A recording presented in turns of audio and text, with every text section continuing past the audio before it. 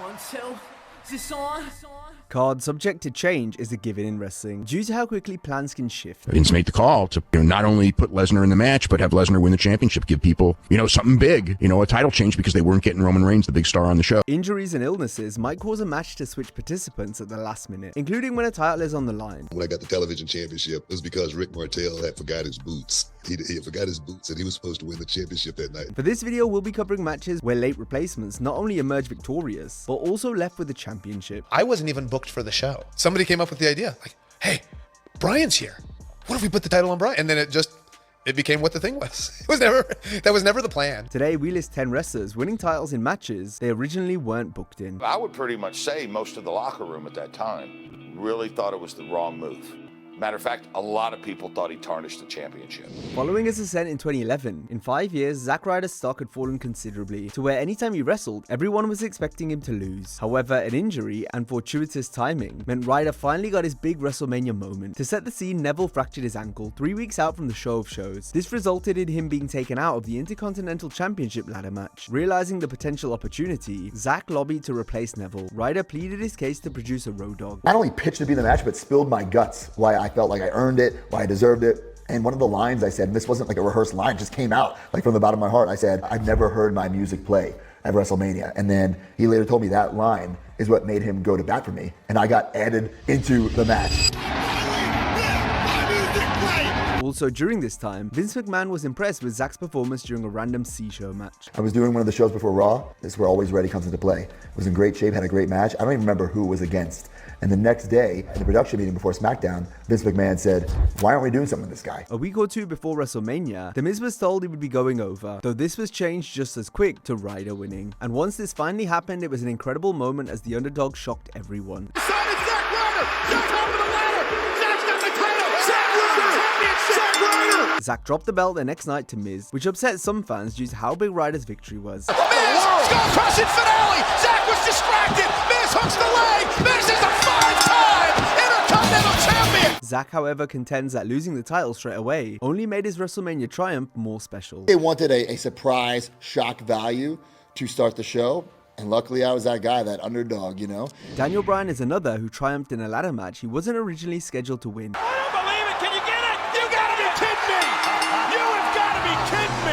In 2011, Wade Barrett was going to be the victor in the World Title Money in the Bank match. However, an hour before the show, longtime booker Pat Patterson convinced McMahon to go with Bryan instead. Patterson's idea was that Daniel would win the briefcase and from there lose most of his matches, before eventually cashing in at WrestleMania 28. Speaking to Inside the Ropes, Barrett explained the situation. He's going to do it the right way and he's going to announce it and he's going to go all the way to WrestleMania. And what a great story it is about overcoming the odds and the underdog and the unlikely hero. And Vince buys it. Vince likes the idea. And there we go. So Daniel was given the Money in the Bank briefcase because of that, and it was given to Daniel because of this storyline that Vince bought into, and it's really indicative of Vince's kind of mindset, how quickly he changes his mind on things that, within 2 or 3 months later, Daniel was now a heel and that story had been forgotten about. Whether it was going to be at Mania or not, the long-term plan was for Bryan to cash in and win gold. However, TLC 2011 hadn't been earmarked as the occasion though. On the night, Bryan wasn't necessarily a replacement for anyone, but he was added to a bout he hadn't initially been booked for. Bryan wasn't even supposed to be at the show, since he didn't have a match. Nevertheless, Daniel swooped in to steal the World Championship from Big Show after the Giant had just won it against Mark Henry. This World Heavyweight Championship opportunity! Henry was hurt at the time, so the company wanted to get the belt off him in case his injury got worse, though he kept working for the next few months while feuding with Daniel. Bryan told the whole story on an episode of Unscripted with Josh Mansour. I wasn't even booked for the show, but they had me do an autograph signing at a Walmart in the Baltimore area, and Bree was at the show. And so we were dating at the time. Somebody came up with the idea, like, hey, Bryan's here. What if we put the title on Bryan? And then it became what the thing was. That was never the plan. In May 2003, Los Guerreros were being pushed to win the Tag Team Championships on SmackDown during an entertaining feud with Charlie Haas and Shelton Benjamin. However, just before it came time to switch the belts at the Judgment Day pay-per-view, Chavo Guerrero tore his bicep, which would keep him out of action for 4 months. Given that the title change was going to happen the next week, WWE simply inserted Tajiri in Chavo's spot. Therefore, he and Eddie became the champions. A day before the show, road agent Dean Malenko officially told Tajiri about the change, saying the Japanese buzzsaw would be fired if he had a bad match. Though this may have been a rib. Eddie had requested TAJIRI to be his partner. Vince agreed as the chairman had been impressed with the Japanese star's recent performances. The family tradition of Los Guerreros. We right, we cheat, we still ace. You have Latino shit. I have TAJIRI shit. With Eddie, when we fight, so, but when we tag team, good chemistry. Fans may have been expecting Haas and Benjamin to simply keep the belts until Chavo was healthy again, but as we've seen on this list, anytime a late replacement is drafted in, they usually win the match and thus leave with the gold. Has got the titles, and he and TAJIRI have done the improbable. TAJIRI and Eddie held the title for 6 weeks. Then when Chavo returned in September, he and Latino Heat immediately beat Haas and Benjamin for the straps. We've looked mostly at injuries so far, but next we'll show you what happens when a wrestler doesn't have their ring gear. This was the position Rick Martel found himself in, ahead of the December 29th, 1997 Nitro. That night, Martel had been poised to defeat Disco Inferno for the television title. The problem was WCW's brass were late informing Rick of these plans, meaning he had no time to go home, get his gear, and then make the show. You know, it's just, look, there's no way I have time to go to Quebec, get my gear. You know, just get on the plane and come here. So I don't know if they have plans to give me somebody else's gear or whatever. But yeah, that night I came in, I had no wrestling gear, but they knew about it because I didn't have time. Martel got on a plane anyway, but once he got to the arena, it was decided that Booker T would win the TV championship instead. When I got the television championship, it was because Rick Martel had forgot his boots. He forgot his boots, and he was supposed to win the championship that night. Whose side are you going to be on when that happens? WCW, no doubt in my mind. Booker T covers 1, 2, and... Rick eventually pinned Book for the strap a month later, but had to drop the belt back again the next week because Martel suffered an injury in their match at Super Brawl 98. Rick was supposed to defeat Booker and then defend the title against Perry Saturn straight away. However, mid-match, Rick tore ligaments in his knee, meaning he was too hurt to continue and subsequently wrestle immediately after. So it's a small ring, so you should just do one step and right away. So he goes 2 step and he throws me. And this, you know, of course, he threw me into the ropes. So when I landed in the ropes on top of that are so tight, my knee just went, you know. Very, very hard. Once again, acknowledging the fans here, and that's not a bad thing to do, but sometimes Therefore, the champion called an audible, resulting in Booker winning so he could go on and face Saturn.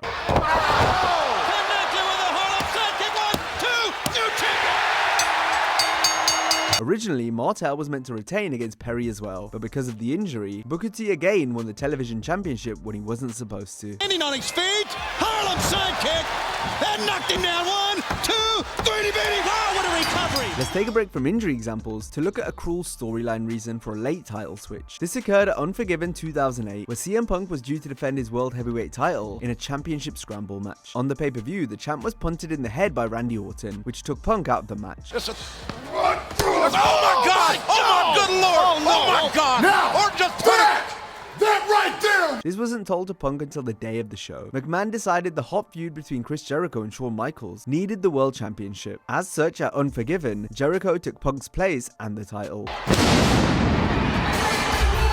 What? What in the? Hey! Punk had been booked as an inconsequential mid-carder as champion, so dropping the belt in this manner was true to form of how poor his reign was. Agents such as Michael Hayes criticized Punk for the reign, rather than the booking. I would pretty much say most of the locker room at that time really thought it was the wrong move. Matter of fact, a lot of people thought he tarnished the championship. So it's possible people like him were in Vince's ear, saying to take the belt off the Second City Saint. We're going to give this to you, and you're not really going to be the guy, and you're not going to be the featured guy, and you're not going to be opening segment or last segment. You're going to kind of be the guy that has the title in the middle of the card somewhere. It's really not we're not really changing your position. We're just giving you this to hold for a little bit and then taking it away. As we've seen, a general rule of thumb in wrestling is that if there must be a replacement, they should be equal to or exceed the original participant. Either that or be something completely different and an unexpected shock to the fans. This was the case at Survivor Series 1999. To set the scene, it had become clear that Stone Cold Steve Austin was hurt and required neck surgery. However, given his stardom, he was kept around and even continued to wrestle. The company waited till the pay-per-view so they could write Austin off via a hit and run. This was despite the Federation advertising Steve in a triple threat for the WWF title featuring The Rock and Triple H. The advertised main event would have seen the 3 biggest stars of the Attitude Era wrestle for the first and only time in a 3-way together, but because of Stone Cold's condition, he was replaced by Big Show, which fans learned about during the entrances. If you do have to cancel someone, you have a cancellation, you've got card subject to change type situation, what's the rule of thumb about the replacement? You always make it better than the original.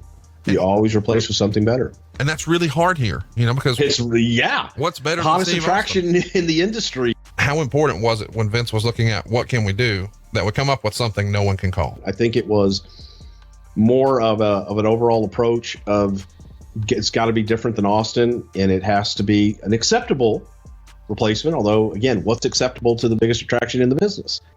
So if it's not acceptable, then make it drastically different.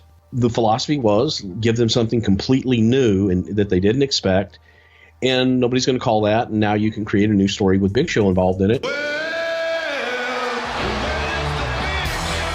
a Big Show! Show shockingly captured the goal as Triple H's rival Vince McMahon helped the Giant win to set up the game and the chairman wrestling the next month. Show with a toe slam!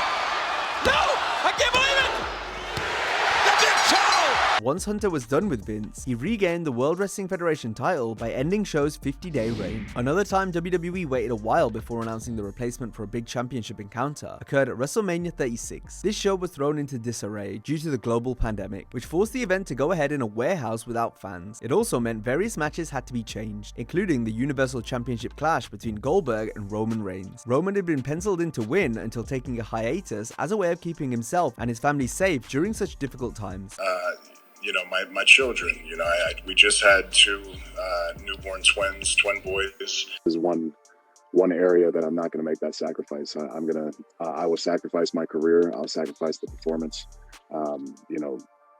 Hell, I'll sacrifice the audience if I have to protect my family. I'll quit. I will hang up the boots. The challenger backing out of Mania had been speculated for weeks, before WWE finally announced Braun Strowman as Roman's substitute a day before the show aired. Keep in mind the event was broadcast on an 8-day tape delay, so an earlier announcement could have easily been made. However, Strowman defeated Goldberg for the Universal title in quick fashion. Emphatic running power slam! Here's the cover! Up to the leg! And after 4! Braun spoke about the match during an interview with Chris Van Vliet, in which the Monster Among Men noted how Goldberg pushed for Braun to destroy him. So, unfortunate circumstances with everything going on with the pandemic and what happened, he wanted me.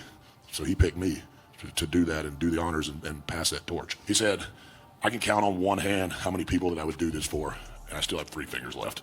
When Reigns returned that summer, he was instantly given the belt while feuding with Strowman. Roman felt the effects of the pandemic at the start of 2022. The Universal Champ had been scheduled to defend his belt against Brock Lesnar at the Day 1 event. That was until Reigns had to pull out of the show due to illness. To counteract this, WWE inserted Brock into the WWE Championship 4-Way, a bout in which Seth Rollins was speculated to be the winner. However, now because Lesnar was involved, the company decided he should get the win to set up a winner-take-all champion vs. champion showdown against Roman at WrestleMania 38. Vince made the call to not only put Lesnar in the match, but have Lesnar win the championship, give people, something big, a title change because they weren't getting Roman Reigns, the big star on the show. So Roman Reigns and Brock Lesnar are the 2 biggest stars in the company, and nobody else is competitive with them. So they just destroy everyone, and that's that, leading to their big match. And an F5 first! That's it! It's not known for certain what the original plan for the WWE title was, since the rumored winner Seth ended up wrestling the returning Cody Rhodes at Mania. Our final 2 entries feature the Ultimate Opportunist, Edge. This is a fitting nickname, given how often he's pounced on title opportunities over the years, so much so that Edge has been scripted to win numerous titles after real injuries have occurred. In May 2007, Mr. Kennedy was scheduled to defeat a legitimately hurt Undertaker for the World Heavyweight Championship. Right before this could happen, Kennedy himself came down with an injury, which would apparently keep him out indefinitely, but he only ended up missing 8 weeks. What we're going to do is we're going to have him in this cage match. He's going to barely squeak out alive. Then somebody else is going to come out, beat him up some more, and then you're going to come out and cash in your Money in the Bank briefcase, and you're going to be the new champion. Then the next time I took a bump, boom, I feel something pop in my triceps. Steph calls my phone. She says, you tore your triceps off the bone. You're going to be out for 8 or 9 months. Unfortunately, we still need to get that title off of Taker. Edge challenged me for my briefcase. He came out and jumped me before the match, rolled me in the ring, rang the bell, ding, ding, ding, spear 1, 2, 3. Hey, look at this! Oh, wait a minute! Race Heather, you... No, you got... No, wait a minute! It's over! I gave it to him, and then the next day, I flew down to Birmingham, Alabama. They did another MRI. For sure, it was just like some blood vessels that had popped in my arm. So I was out 5 or 6 weeks. That sick piranha! He's a piranha that could be our next world champion! Not this way! Not this way! Damn it! A year and a half later, Edge seized another title opportunity at the 11th hour, but this time the storyline was way more convoluted. Previously, the Rated R superstar had been written off TV by The Undertaker at SummerSlam 2008. This meant the WWE title picture on SmackDown consisted of the champion Triple H, the red-hot Jeff Hardy, and Vladimir Kozlov. A triple threat had been penciled in for Survivor Series, but on the day of the show it was revealed on WWE.com that Jeff had been found unconscious in a hotel. This was a controversial angle given Hardy's past substance issues, plus the way this was reported by WWE had fans initially thinking it was legit. Jeff's absence now meant the game had to work Kozlov in a singles match. A bout that had been stinking out arenas on the house show circuit. The rumor was that the match was supposed to be a singles match with Kozlov challenging Triple H, but the matches that they had at house shows prior was so bad they made it a three-way. Could this be true? Those matches sucked. At the pay-per-view, Hunter sogged it out with Vladimir for 12 minutes, before Vicky Guerrero added her returning husband to the mix. Ladies and gentlemen, he's here! He's here! Here he is! You think you know me? The Rated R superstar would pick up the victory thanks to an inadvertent chair shot on Triple H by interfering Jeff Hardy. Watch out! And Hardy!